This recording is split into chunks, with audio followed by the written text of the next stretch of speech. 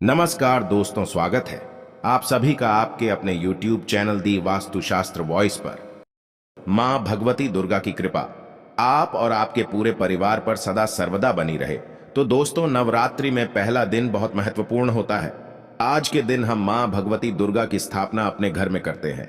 घर के ईशान कोण में चौकी स्थापना करके मां दुर्गा को स्थापित करके हम कलश की स्थापना करते हैं, अखंड दीपक प्रज्वलित करते हैं, मां का आवाहन करते हैं। तो प्रथम दिन बहुत महत्वपूर्ण होता है।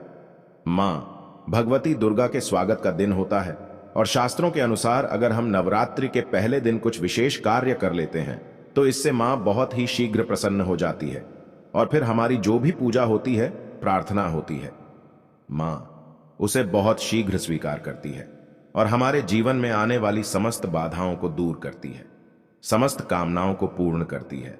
तो आज की वीडियो में हम बात करने वाले हैं कि नवरात्रि के पहले दिन में हम क्या करें जिससे कि मां की कृपा हमें बहुत शीघ्र मिल जाए और हमारे जीवन में सुख, समृद्धि, धन, वैभव की प्राप्ति हो, संतान की प्राप्ति हो, या फिर अगर किसी भी विशेष कामना से अपनी मां की पूजा आराधना कर रहे हैं, कोई भी आपकी ऐसी कामना है जो चाहते हैं कि मां शीघ्र ही पूर्ण कर दें, तो नवरात्रि के दिन मां को शीघ्र प्रसन्न करने के लिए आपको इन 9 बातों का ध्यान जरूर रखना चाहिए।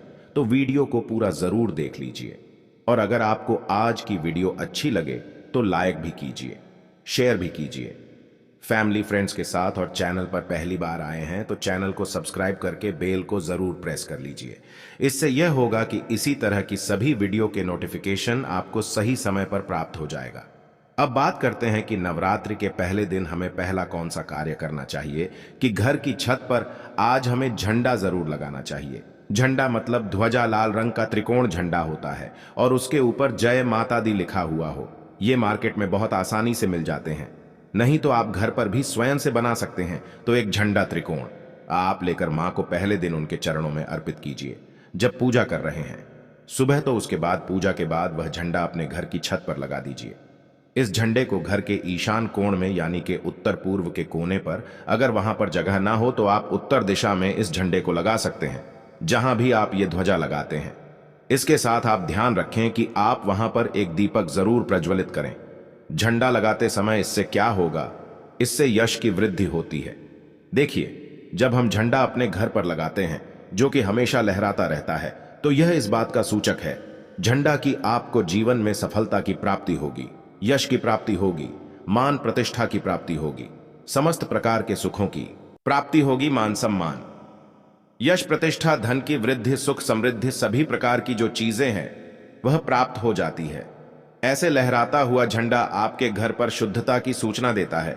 इसलिए आज नवरात्रि के पहले दिन आपको अपने घर के ईशान कोण में एक लाल रंग का झंडा जरूर लगाना चाहिए। अगला जो कार्य है नवरात्रि में पहले दिन आपको जरूर करना है वो है घर के मुख्य द्वार पर तोरण लगाना। तोरण क्या होता है? देखिए, आम के पत्ते लीजिए। जब हम पंचपल्लव के लिए भी आम का पत्ता लेते हैं, वहीं आम का पत्ता चाहिए हमें, और थोड़ा सा अधिक मात्रा में आप लेकर आइए। उसे साफ धो लीजिए। धोने के बाद उस पत्ते के ऊपर आपको श्री लिखना है। पत्ते पर लिखें और जितना भी बढ़ा आपका मुख्य द्वार हो उसके अनुसार एक धागा लेकर, और लाल धागा ले सकते हैं, पीला धागा ले सकते हैं, इस प्रकार से किसी भी रंग का धागा लेकर आप इन सभी पत्तों को एक माला के स्वरूप में बना लीजिए और उसके बाद ये अपने घर के मुख्य द्वार पर लगा दीजिए। श्री पत्तों पर कुमकुम से लिख दीजिए या हल्दी से लिख दीजिए, फिर इसे लगा दीजिए। इससे क्या होगा कि जब भी आप किसी दरवाजे पर कहीं तोरण लगा हुआ देखते हैं, आपको क्या लगता है?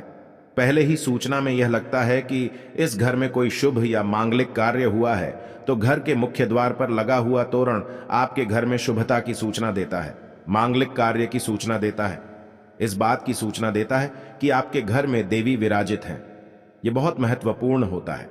नवरात्र के पहले दिन घर के मुख्य द्वार पर तोरण लगाना, और इसका बहुत ही शुभ फल भी हमें प्राप्त होता है। अगला तीसरा कार्य जो है हमें नवरात्रि में जरूर करना चाहिए, वह अखंड दीपक प्रज्वलित करना। देखिए, अगर घर में हम अखंड दीपक प्रज्वलित करते हैं तो अखंड दीपक प्रज्वलित करने से मन की कोई भी इच्छा हो, अगर आप सोचकर और मन में धारण करके अखंड दीपक प्रज्वलित करते हैं तो आपकी कामना बहुत शीघ्र पूर्ण होती है। लेकिन इसके अलावा दीपक इस बात का प्रतीक है कि आपके घर में किसी भी प्रकार की नकारात्मक ऊर्जा प्रवेश नहीं करेगी। दीपक इस बात का प्रतीक है कि आपके जीवन में किसी भी प्रकार की नकारात्मक ऊर्जा प्रवेश नहीं करेगी और मन से घर से हर तरह की नकारात्मक ऊर्जा को दूर करता है।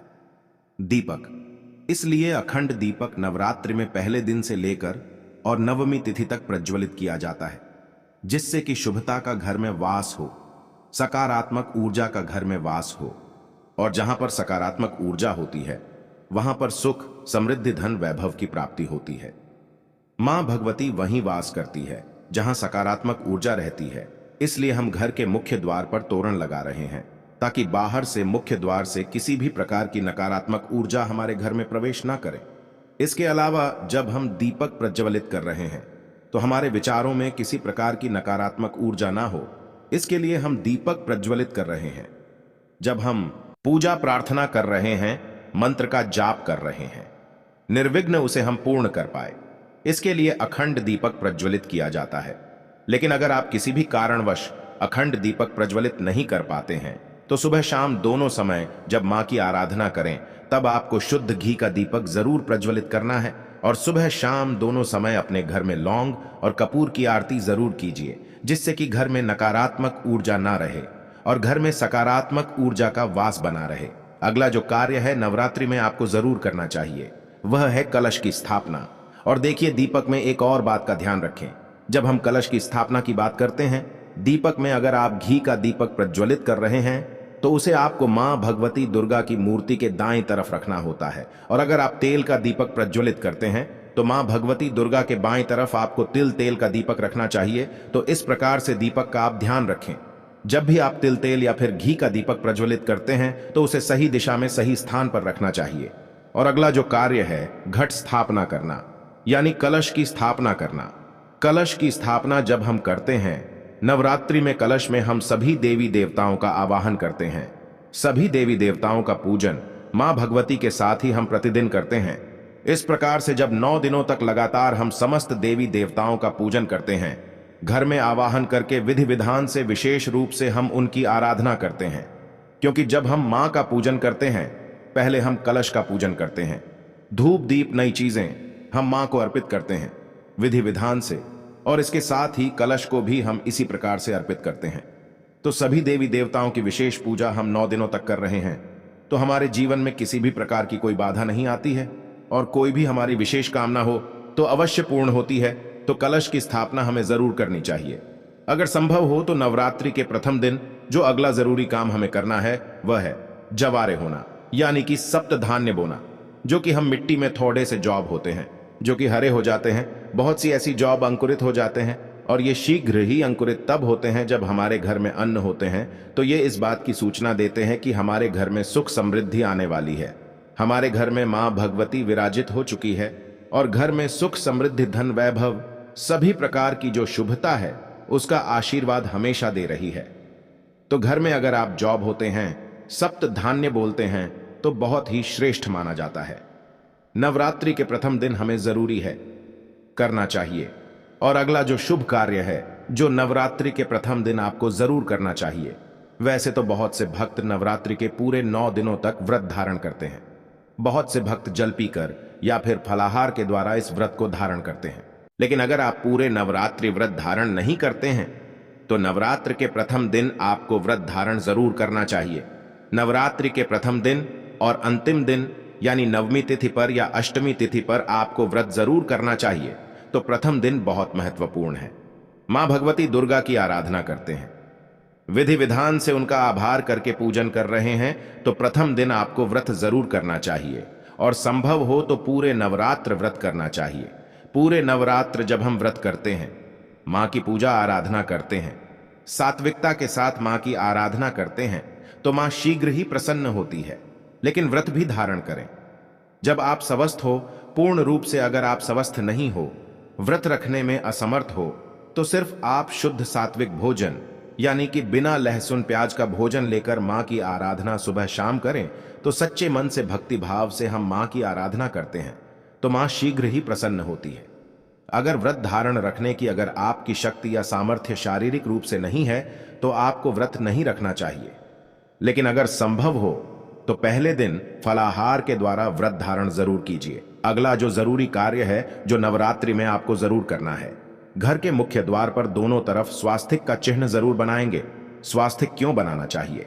देखिए, मैं आपको बताता हूं कि घर के मुख्य द्वार पर जब हम किसी शुभ दिन पर या किसी शुभ तिथि पर, किसी शुभ त्योहार पर हम जब कोई स्वास्तिक बनाते हैं घर के मुख्य द्वार पर, तो ये इस बात की सूचना है कि हम मां भगवती का स्वागत कर रहे हैं, अपने घर में मां लक्ष्मी का स्वागत कर रहे हैं।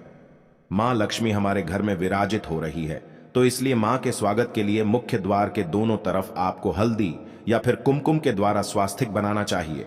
और न सिर्फ आप स्वास्तिक बनाएं, बल्कि जब स्वास्तिक बना लेते हैं दोनों तरफ, तो उसके बाद आपको स्वास्तिक का पूजन भी कीजिए, जैसे कि धूप, दीपक और जल थोड़ा सा गिराकर और उस स्वास्तिक का पूजन कीजिए। मां भगवती का रूप मानकर इस स्वास्तिक का जब हम पूजन करते हैं तो स्थायी रूप से मां लक्ष्मी का वास हमारे घर में होता है। तो जरूर आपको इस बात का ध्यान रखना है। और जो सबसे जरूरी काम है वो हमें सुबह जरूर करना है। स्नान इत्यादि करने के बाद नवरात्रि के प्रथम दिन आप प्रतिदिन भी कर सकते हैं, लेकिन प्रथम दिन विशेष रूप से अनिवार्य है यह काम कि घर में आप शुद्ध गंगा जल का छिड़काव कीजिए। गंगा जल ना हो तो आप शुद्ध जल भी अभिमंत्रित करके, जैसे मां भगवती के पास आप थोड़ी देर तक उस जल को रख दीजिए। उसके बाद आप जैसे मंत्र जाप वगैरह करते हैं, विधि विधान से पूजा करते हैं, तो वह जल अभिमंत्रित हो जाता है। उस जल के द्वारा पूरे घर में, घर के कोने कोने में, मुख्य द्वार से लेकर हर तरफ उस जल का छिड़काव कीजिए, जिससे कि घर में सकारात्मक ऊर्जा का वास हो। और जो भी हम मंत्र जाप कर रहे हैं, अनुष्ठान कर रहे हैं, मां की आराधना कर रहे हैं, उसमें किसी प्रकार की कोई बाधा ना आए। इसके लिए घर से नकारात्मक ऊर्जा का दूर होना अत्यंत ही आवश्यक है। और घर में सकारात्मक ऊर्जा जितनी अधिक रहेगी, उतना अधिक समय तक सच्चे मन से हम मां की आराधना कर पाएंगे। नकारात्मक ऊर्जा की वजह से हमारी पूजा में, हमारी प्रार्थना में, मंत्र जाप में बाधाएं आती है। इसलिए इन बाधाओं को दूर करने के लिए नवरात्रि के प्रथम दिन यह नियम बनाए गए हैं कि अगर हम विधि विधान से इन 9 नियमों का पाठ नवरात्र के पहले दिन कर लेते हैं तो पूरे नवरात्रि हम मां की आराधना निर्विघ्न कर पाते हैं। और इस प्रकार से जब हम मां की आराधना करते हैं निर्विघ्न भाव से, मतलब किसी प्रकार की कोई बाधा ना आए, मां की पूजा में, मंत्र जाप में और अनुष्ठान में, तो आपकी पूजा संपन्न होती है, अच्छे से सफलता की भी प्राप्ति होती है। तभी जब हमारी पूजा अच्छे से संपन्न होगी, तभी हमें मां का आशीर्वाद भी प्राप्त होता है। इसलिए बहुत आवश्यक है इन नियमों का पालन नवरात्र के प्रथम दिन करना। आशा करता हूं आज की वीडियो आपके लिए अवश्य उपयोगी होगी।